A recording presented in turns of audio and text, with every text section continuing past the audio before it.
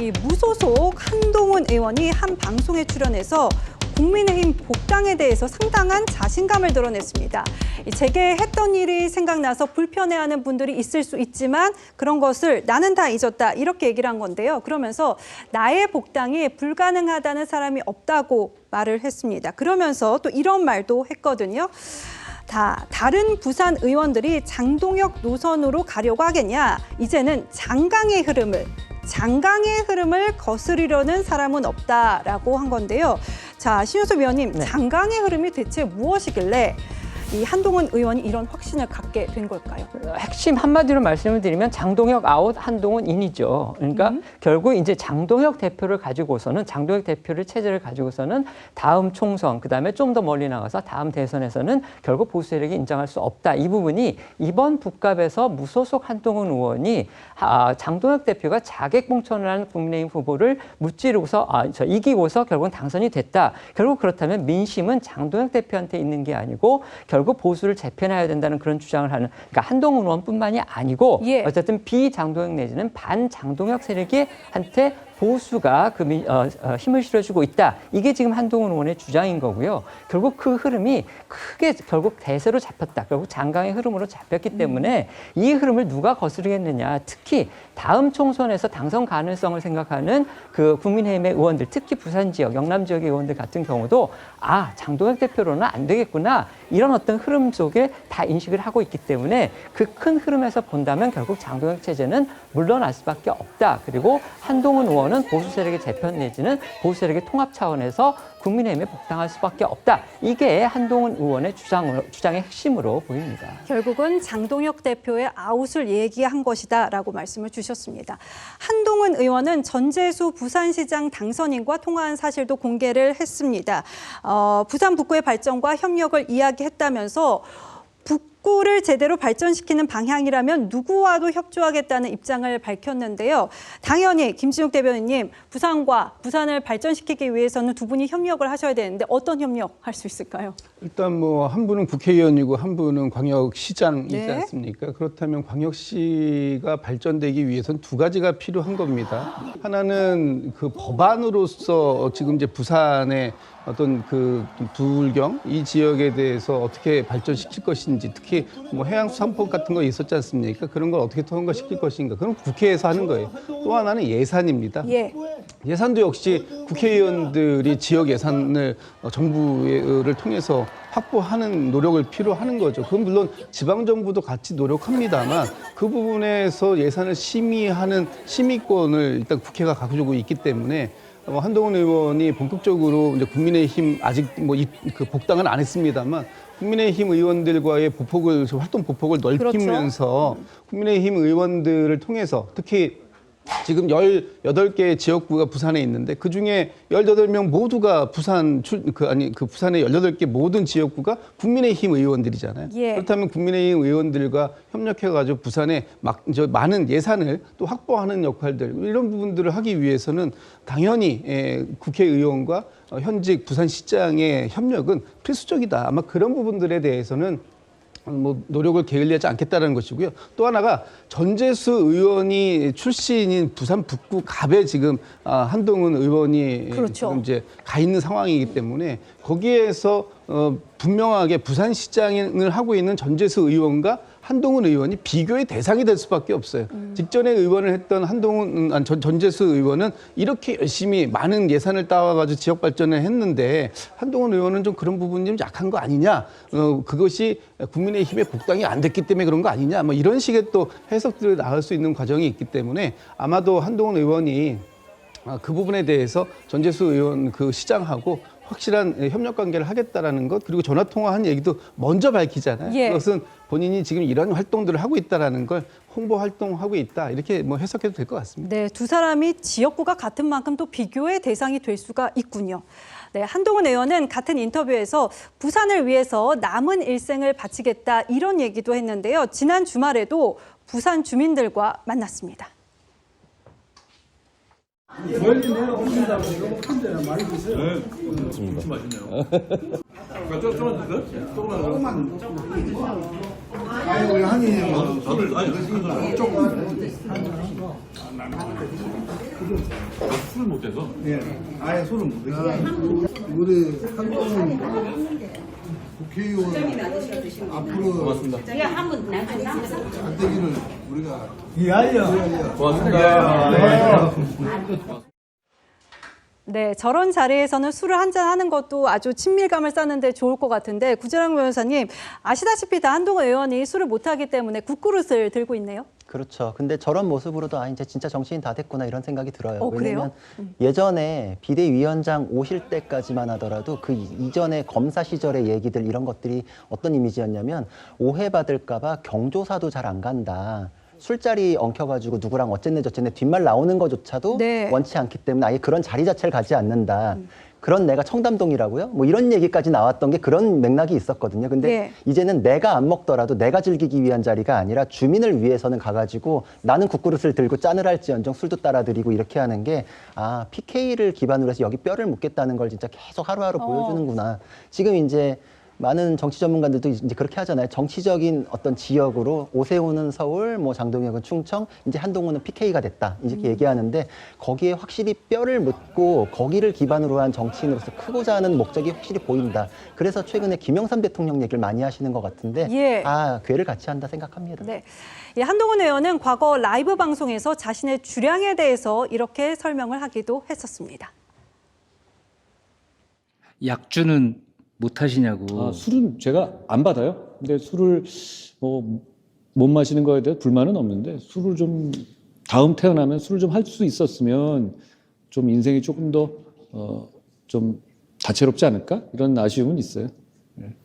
제가 형수님한테 듣기로는 아주 살짝 아예 요만큼 돈 먹다 이런 건 아닌데 곡성에 인사하러 갔었는데요. 거기 계시던 어르신들께서 막걸리를 한 잔 따라 주시는데 그거를 제가 안 먹기가 참 어렵더라고요. 제가 술을 못한다 이렇게 설명하는 것도 좀 짜치잖아요. 그래서 약간 먹었는데 올라올 때 정말 고생했어요.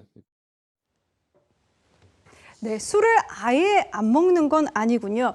저희 신효섭 위원님께 이 질문을 좀 드려야 될 것 같습니다. 신효섭 위원님도 술 안 드시잖아요. 어떻게 판단하셨습니까? 저도 잘 못합니다. 그래서 정말 꼭 먹어야 되는 자리 아니면은 꼭 먹어야 되는 자리에서도 사실 조금만 먹고 또 주변 분들이 워낙 제가 이제 술을 못하는 걸 알기 때문에 권유도 사실 잘 안 하시거든요. 네. 이런 면에서 보면 한동훈 의원하고 저하고 거의 이제 그 부분에 대해서는 일치하는 것 같습니다. 네. 근데 이제 차이가 있다면 저는 그래도 제 용량을 벗어나는 범위도 꼭 그렇게 먹어야 될 자리면은 사실 먹거든요. 근데 이제 한동훈 의원은 모르겠습니다. 주변에서 알아서 그렇게 권유를 안 해서 그런지 모르지만 한동훈 의원은 자기는 안 마신다라는 얘기를 많이 하고 그다음에 네. 아예 지금 제가 인터뷰를 보면 우리 작가분들이 준 자료를 보니까 네. 인터뷰를 보면 이 직위 그러니까 35년 직위 그다음에 뭐 초, 중, 고 동기 이런 분들이 한동훈은 아예 술을 먹지 않은 걸 알기 때문에 우리는 아예 술 먹는 장소로 안 가고 아예 카페나 이런 데 간다 지금 이렇게 얘기를 했어요. 커피 근데 이거 마신다고요? 사실상 약간 민폐일 수도 있는데 네.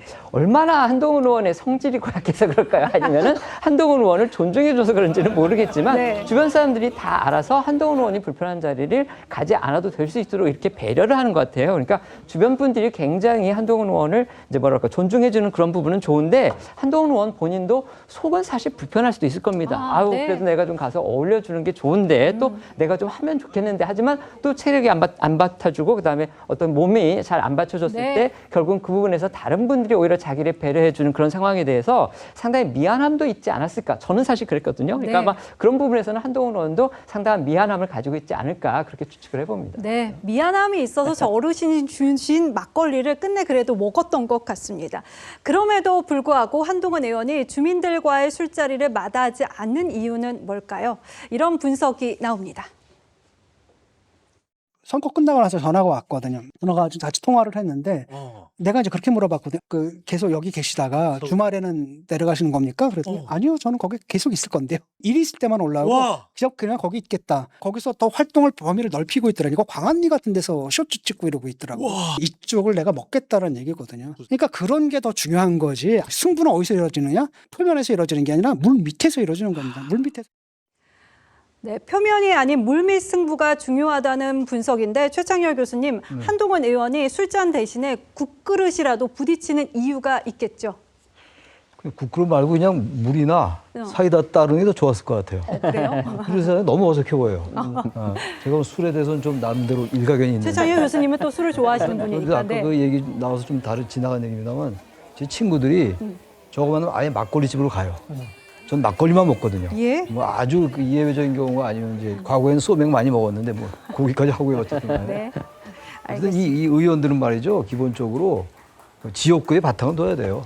서울에서 아무리 활동, 뭐 서울의 의정 활동 대단히 중요하죠.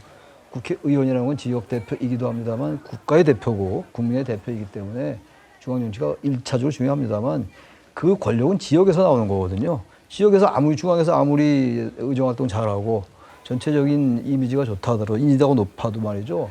의외로 지역에서 인기 없는 사람도 있어요. 예. 뽑아놨더니 영 서울 가서 속된 말로 콧배기도 안 보인다. 예. 이런 말 많이 듣거든요. 그러니까 한동훈 의원이 그 주위에서 그렇게 이제 조언을 해서 그런지 본인이 이렇게 느껴서 그런지 대단히 영리한 거예요. 예. 그렇게 하는 게 맞는 겁니다. 그리고 지역구에서 계속 살면서 일이 있을 때 서울에 올라가는 게 맞아요. 근데 의원들은 안 그러거든요. 서울에 있다가 경주에서 후딱 갔다 후딱 올라오고 이런단 말이죠. 예. 그러니까 이게 정확하게 특히 한동훈 의원은 고향이 서울이기 때문에 이번에 서울 영구 없는데 내려갔던 거였잖아요. 분명하게 이제 그 부산 북구 갑 지역 주민들에게 한동훈 의원은 부산 사람 맞네. 이제 부산 사람 다 됐네. 이걸 확실히 줘야 돼요. 그래서 일단 지역을 탄탄하게 해놓고 자기 토대와 토양을 완전히 다진 다음에 그때 이제 중앙 정치로 가는 게 맞다. 그래서 나름대로 전략을 잘 짜고 있는 것 같아요. 네, 알겠습니다. 한동훈 의원이 더 큰 그림을 그리고 있다는 분석이 나오는 가운데 외신과의 인터뷰에서 대권에 대해서 이렇게 언급을 했습니다. 30년 차기 대선 출마를 목표로 하는가라는 질문에 지금 단계에서는 나 스스로 결정할 문제가 아니다. 그 시점에 국민들이 나를 필요로 하느냐에 달려있다. 이렇게 답을 했거든요. 구자룡 변호사님, 겸손이기도 하고 답변을 조금 미룬 것 같기도 하고 그렇습니다. 그렇죠. 하지만 뭐 저번에 대선에도 출마를 했었던 분이기 때문에 앞으로의 목표에 대해서 뭐 굳이 아니다라고 얘기할 수는 없으니까 이제 저렇게 둘러서 말씀을 하시는 것 같아요. 네. 그리고 또 지금 하나하나의 행보가 그거에 대해서 평가를 자신도 받고 있다는 생각을 하고 있다. 이제 이런 것 같거든요. 앞으로도 이번 당선만 가지고서 다음에 대권을 언급하기에 충분하냐 그렇지는 않기 때문에 본인도 그걸 잘 알 겁니다. 다음 총선에서 또 재선이 돼야 되는 것이 있고 예. 당내의 역학관계는 장동혁 지도부가 물러난다고 해서 한동훈이 다시 들어가가지고 당대표까지 바로 되느냐 그렇게 딱 직결되는 문제도 아니고 그리고 항상 정치권에서는 강자가 살아남는 게 아니라 살아남은 자가 강하잖아요. 예. 그 시점이 됐을 때 민심이 누구를 원하는지는 사실 언론과 여론조사 통해 가지고 가려지고 그럼 의원들도 자연스럽게 이렇게 또 형성이 되거든요. 그때까지 자신은 이제 자신의 그 지역구에서 탄탄하게 하면서 나중을 위해서 물밑에서의 작업들을 이제 해나가겠다 아마 이런 취지로 보이거든요. 목표는 정확하게 있지만 또 당내에서는 한동훈에 대해서 들어왔을 때 다 물갈이 되고 숙청당하는 거 아니야? 이제 이렇게 생각하시는 의원님들도 있을 수 있기 때문에 그런 분들은 또 오세훈 시장에 대한 호감도가 또 반대적으로 올라갈 수가 있거든요. 그거에 대한 본인도 숙고의 과정이 있을 겁니다. 예. 그 한동훈 의원이 회고록 출간 계획도 알려왔습니다.